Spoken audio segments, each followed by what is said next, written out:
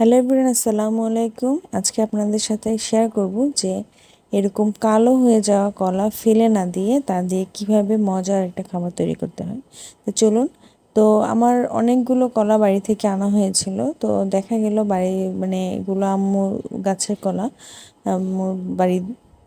তো এই কলাগুলো অনেক দিন হয়ে গিয়েছিল, খাওয়া হচ্ছিল না। তো এমনিতেই কালো হয়ে গিয়েছিল, কারণ হচ্ছে পাকা কলা আরও জার্নি করে আনলে আরও বেশি কালো হয়ে যায়।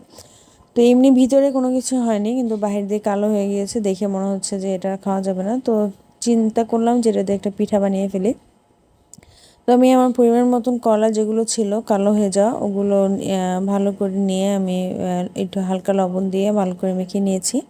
আর এখানে যে দু একটা বিচি ছিল ওগুলো বেছে আমি তুলে নিয়েছি। এগুলো তুলে নিলে আপনার মুখে আর বাইটে ওই বিচিগুলো পড়বে না। তো যাই হোক, এরপর হচ্ছে আমি আটা দিয়ে একদম ভালো মতন মেখে নেব, একটু পানি পানি করে।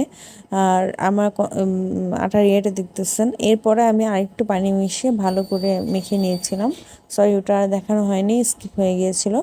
তো এরপরে হচ্ছে আমি আস্তে আস্তে একটা চামচের সাহায্যে আমি তেলে দিয়ে দেবো।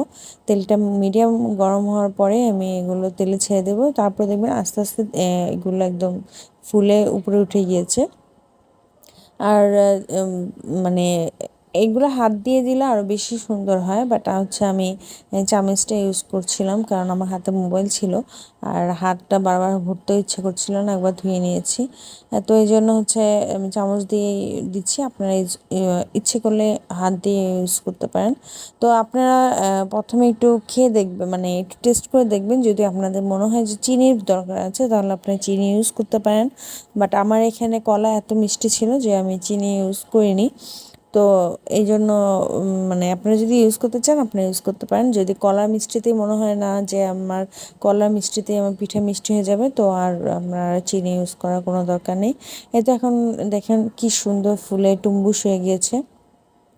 আর এখানে কিন্তু কোনো বেকিং সোডা বা আদার্স আর কোনো কিছু ইউজ করা হয়নি, শুধু লবণ আর পানি আর হচ্ছে কলা আর আটা এই। তো এরপরে হচ্ছে যেমন ভালো মতন আমি ভেজে টেজে আমি একদম উল্টে পাল্টে ভেজে আমি তুলে নেব। তুলে নিয়ে একদম একদম একটু আর এটা না ঠান্ডা হলে আরও বেশি সফট হয়ে যায়, আর নরম থাকতে তো আরও বেশি তুলতুল করে। তো আজকে যারা আমার ভিডিওটি ইউটিউব চ্যানেল থেকে দেখছেন অবশ্যই চ্যানেলটাকে সাবস্ক্রাইব করে দেবেন, আর যারা ফেসবুক পেজ থেকে দেখছেন অবশ্যই পেজটাকে লাইক ফলো করতে ভুলবেন না। তো এখন আমার ভাজা কমপ্লিট হয়ে গিয়েছে, আমি আস্তে আস্তে সবগুলো তুলে নেব। আর মানে এই এক খোলা ভাজা কমপ্লিট হয়েছে, আরও রয়েছে, ওগুলো আস্তে আস্তে আমি সব ভেজে নেব এবং ভেজে দেন হচ্ছে আপনাদের সাথে আমি শেয়ার করছি।